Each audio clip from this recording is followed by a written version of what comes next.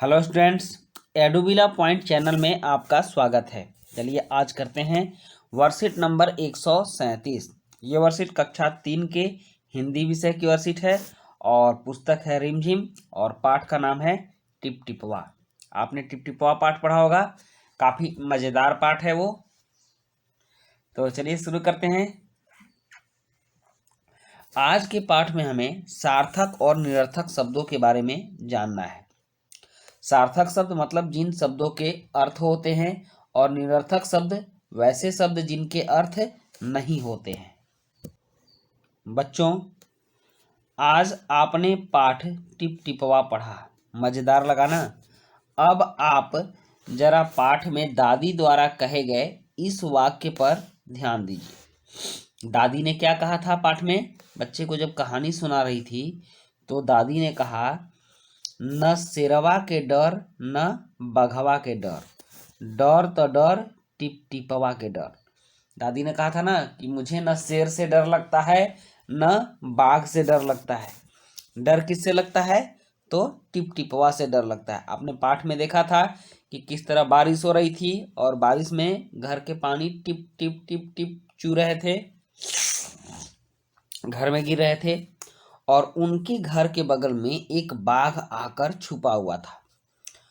और जब दादी के मुख से यह बात सुना कि दादी कह रही कि न शेरवा के डर न बघवा के डर, डर तो डर टिप टिपवा के डर, तो शेर को ऐसा लगा, बाघ को ऐसा लगा कि टिप टिपवा कोई ऐसी चीज़ है जो मुझसे भी ज़्यादा शक्तिशाली है। बस बेचारा बाघ डर गया। तो यही टिप टिपवा शब्द आया था। तो पाठ में बार बार टिप टिपवा शब्द आया है। क्या आप जानते हैं टिप टिपवा शब्द का कोई अर्थ नहीं है। टिप टिपवा निरर्थक शब्द है, इसका कोई अर्थ नहीं है। यह तो बारिश के पानी के टपकने की आवाज़ है, टप टप, और उसी से टिप टिपवा बना। कुछ शब्द ऐसे होते हैं जिनका कोई अर्थ होता है और कुछ शब्द ऐसे होते हैं जिनका कोई अर्थ ही नहीं होता। तो अर्थ के आधार पर शब्द दो प्रकार के होते हैं, सार्थक शब्द और निरर्थक शब्द। अर्थ के आधार पर शब्द कितने प्रकार के होते हैं? अर्थ के आधार पर शब्द दो प्रकार के होते हैं, सार्थक शब्द और निरर्थक शब्द। ऐसे शब्द जिनका अर्थ होता है सार्थक शब्द कहलाते हैं, जैसे किताब, दीवार, बगीचा, शेर आदि। ऐसे शब्द क्या कहलाते हैं? सार्थक। इनका कोई अर्थ होता है। किताब एक वस्तु का नाम है, दीवार घर की दीवारों को दीवार कहते हैं, और बगीचा, शेर, ये सभी सार्थक शब्द हैं। उसके बाद है निरर्थक शब्द।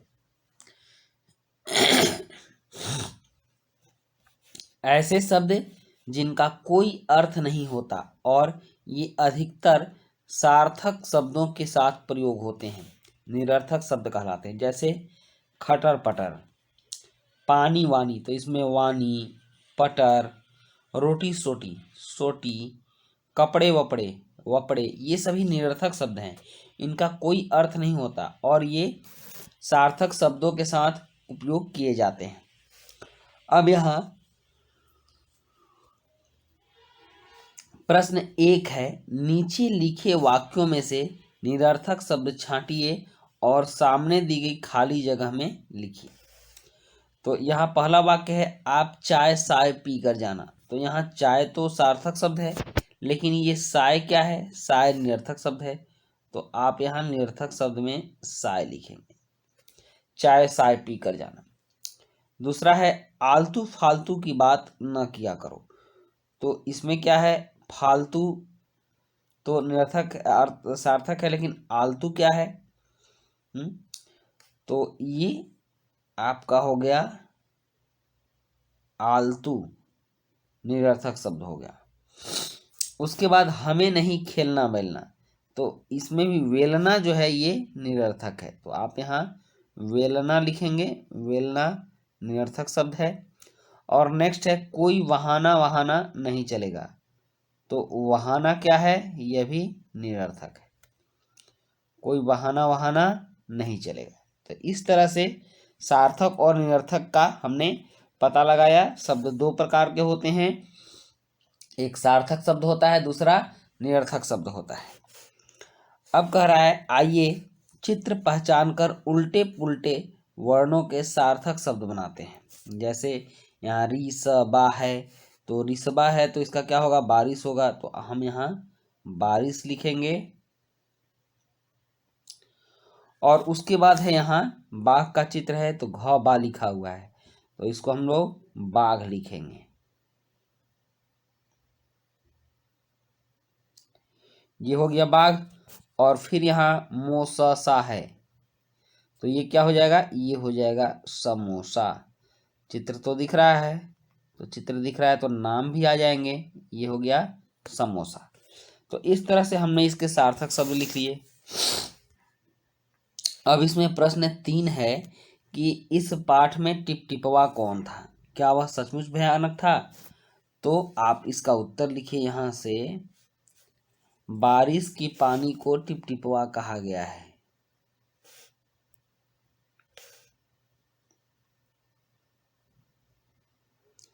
बारिश की पानी टिपटिपवा था, टिप टिपवा था, यह भयानक नहीं था, यह भयानक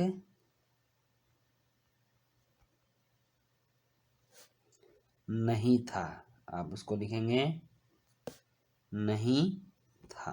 ओके, बारिश का पानी टिपटिपवा था, यह भयानक नहीं था, इसका जवाब हो गया। अब चौथा प्रश्न है, क्या आपको वर्षा ऋतु अच्छी लगती है? यदि हाँ तो बताइए क्यों, यदि नहीं तो भी बताइए क्यों। तो वर्षा ऋतु अगर आपको अच्छी लगती है तो यहाँ 2 कंडीशन है। अगर अच्छी लगती है तो आपको बताना है क्यों। तो क्यों के लिए भी है, यहाँ दिया हुआ है कि वर्षा ऋतु मुझे अच्छी लगती है क्योंकि पानी में, क्योंकि मैं पानी में कागज की कश्ती बहाता हूँ, इसलिए मुझे बारिश की ऋतु, वर्षा ऋतु अच्छी लगती है। अब वर्षा ऋतु मुझे अच्छी नहीं लगती क्योंकि कीचड़ बहुत होते हैं, कीचड़ बहुत होते हैं, वर्षा ऋतु में तो कीचड़ भी हो जाती है, तो कीचड़ बहुत हो जाते हैं, इसलिए मुझे वर्षा ऋतु अच्छी नहीं लगती है।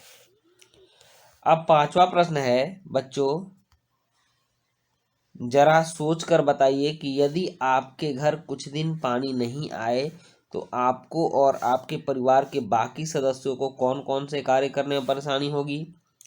तो सबसे पहले तो हमें पीने में परेशानी होगी, प्यास लगेगी,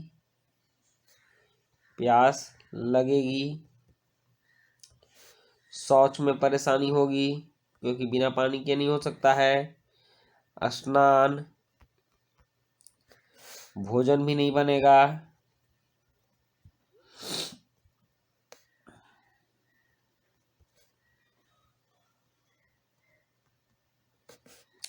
आदि बहुत सारे ऐसे काम होंगे जिसकी हमें परेशानी हो सकती है। इसलिए पानी बहुत ज़रूरी है, हमें पानी बचा कर भी रखना चाहिए। तो बच्चों ये थी आपकी वर्कशीट, और अंत में अभिभावकों के लिए सुझाव है, और ये सुझाव है कि बच्चों को बताएं कि वर्षा का जल हमारे लिए कितना महत्वपूर्ण है और हमें इसका संचय कैसे करना चाहिए।